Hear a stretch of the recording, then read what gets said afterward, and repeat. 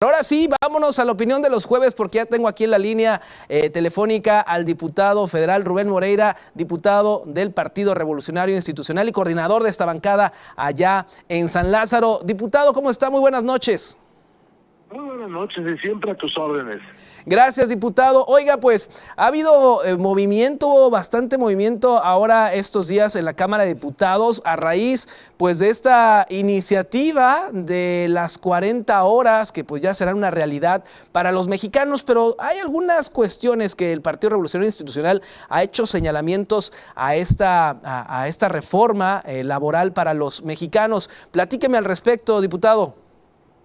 Bueno, te agradezco la pregunta. La idea era 5 días de trabajo, que son 40 horas, por 2 de descanso. De tal manera que el ciudadano, el empleado, el trabajador pueda disfrutar de su familia, descansar y prepararse para otra semana de trabajo. Esa era la idea original. Ahora se presenta que sean 40 horas en 6 días de trabajo que van a empezar a funcionar pues en completo hasta el 2030, porque la disminución de la jornada sería gradual. Por otro lado, el PRI y otros partidos, pues pedimos estímulos fiscales y económicos para los empresarios, a fin de que no resientan pues los posibles daños de la entrada en vigor de esta ley. Esto pues no ha sido autorizado, ya no fue autorizado en el Senado, ahora se va a votar todo esto en diputados. ¿Cómo estimamos que va a quedar la ley? 40 horas de trabajo en una semana de 6 días a partir del 2030. Será gradual. Primero se quitará 1 hora, luego otra, hasta el 2030 serán 40 horas en 6 días. Además se autoriza que haya hasta 12 horas por semana extras, obviamente pagadas al doble. Si se excede de ese trabajo es al triple. Son los casos en los que alguien trabaja a veces los domingos. Obviamente las horas extras no son obligatorias, son a petición del patrón y cuando esto suceda. Eso es lo que se votó en el Senado. ¿Cómo se votó en el Senado? Todos los partidos votaron a favor de las 40 horas, pero la oposición, PRI y MC, dijeron sí, pero las queremos en 5, no en 6 días. Eso es lo que está discutiéndose y va a Cámara de Diputados. Correcto, entonces la postura de MC y del PRI en la Cámara de Diputados será pues que se cambie pues ahora sí que esa oración de que no sean 6 sino 5 días estas 40 horas. Sí, esa sería la idea. La gradualidad puede ser, porque entendemos visto que no puede ser de un día para otro, pero también queremos nosotros pues estímulos fiscales a los empresarios y a los empleadores, sobre todo a los muy pequeños. Tal vez las empresas grandes, las grandes mineras, por ejemplo, pues puedan hacerlo ya, pero el pequeño empresario requeriría un estímulo fiscal. Sin embargo, a todo esto, ¿cómo va a terminar? Bueno, te lo explico, pues rápidamente va a terminar 40 horas en 6 días, que se van a empezar a contar ya las 40 a partir del 2030, lo demás será gradual. Correcto. Ahora sí que este cambio o esta sorpresa, llamémosle de alguna manera, que no son 5 sino 6 días repartidos estas 40 horas, pues podemos decir que fue algo, ¿cómo decirlo? Una sorpresa o algo amañado, si lo queremos ver de alguna manera, para los trabajadores que pensaban que iban a descansar 2 días a la semana y pues resulta que no, que van a seguir trabajando 6 y solamente descansar 1, pero menos horas de trabajo. Sí, al final es un poquito de menos de 1 hora y media lo que se va a ir descontando todos los días, que pues tú sabes, se pierde luego en el transporte, ¿no? Viajes, sobre todo en las grandes ciudades.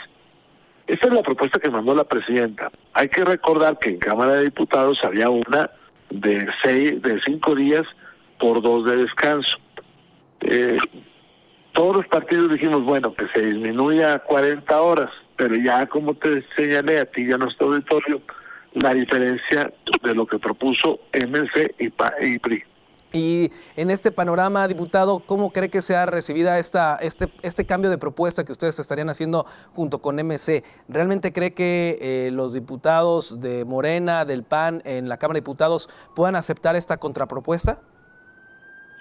Lo veo muy difícil, porque la iniciativa la mandó la presidenta, entonces ellos van a tratar de sostener esto que mandó la presidenta, pues eso lo veo muy difícil, pero pues expondremos nuestras opiniones, daremos nuestras ideas, y yo voy a seguir insistiendo en los estímulos fiscales y económicos para los micro y pequeños empleadores, para los de los talleres, para quien tiene una mercería, un abarrote, pues que son los que más batallan, ¿no? Claro. ¿Qué tipo de estímulo fiscal o económico estaría proponiendo para estos empresarios? Pues, por ejemplo, disminución de algunos impuestos, eso creo que puede ser factible, para que puedan ellos empezar a hacer su transición. El gobierno, ahora sí que siempre saluda con sombrero ajeno, ¿no? Ya ves que dice, subimos el salario mínimo. Bueno, los que lo subieron fueron los empleadores, no fue el gobierno. De hecho, el gobierno debe el aumento al salario mínimo profesional a policías, médicos, enfermeras, maestros, soldados, que ya hemos platicado en otras ocasiones, ¿no? Que no han publicado la ley, en términos prácticos no ha publicado la reforma constitucional, no obstante que ya se votó en todas las legislaturas y en senadores y en diputados, ¿no? Entonces el gobierno trata siempre de saludar con sombrero ajeno y pues no va a dar estímulos.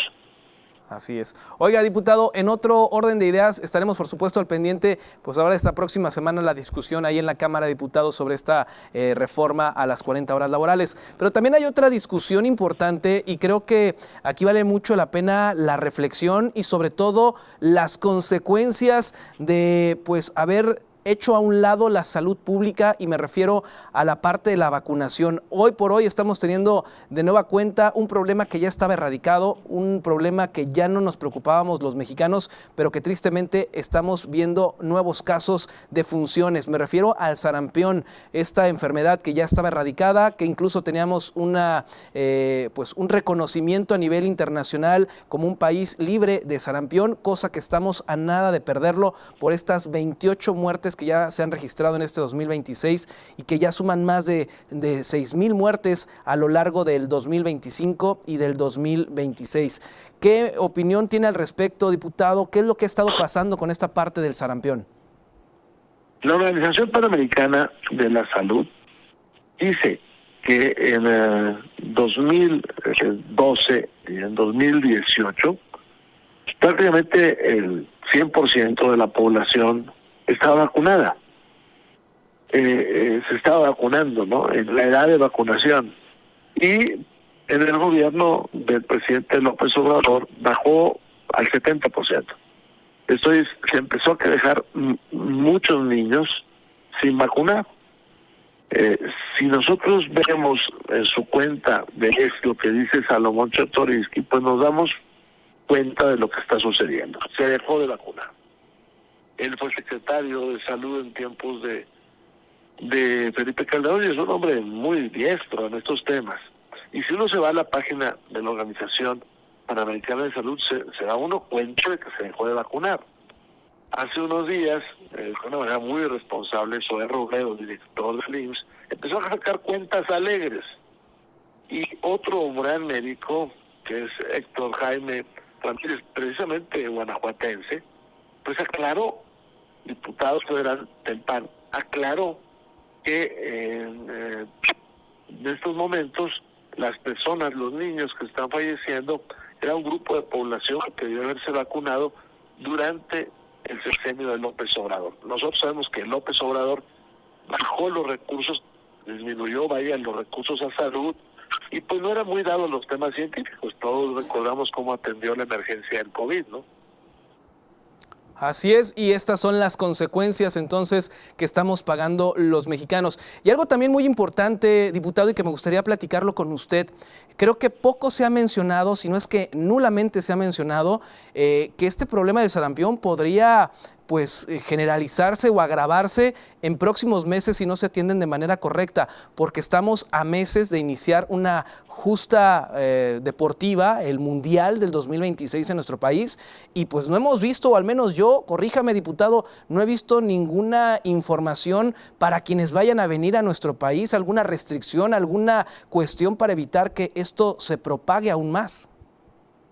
pues el Mundial se enfrenta, en el caso de México, a temas de inseguridad graves, a la falta de infraestructura.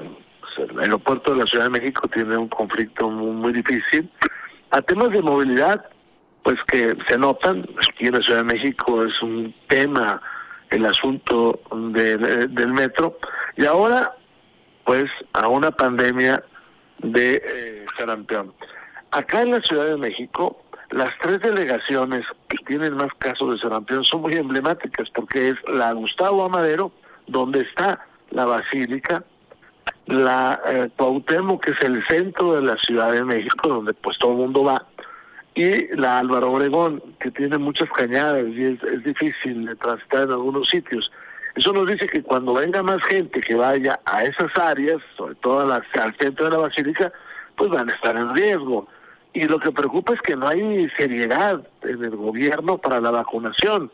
No me alargo mucho, pero en la Cámara de Diputados hay unas 8,000 personas trabajando, pero hay 500, cuando menos, que salen de la ciudad, una gran cantidad de ellos.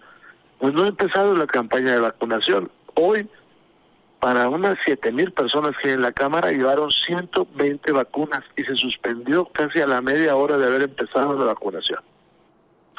Caray, pues es una irrisorio esta cantidad de vacunas que llevaron para la cantidad de personas que tendrían que haberse vacunado, al menos en un primer día.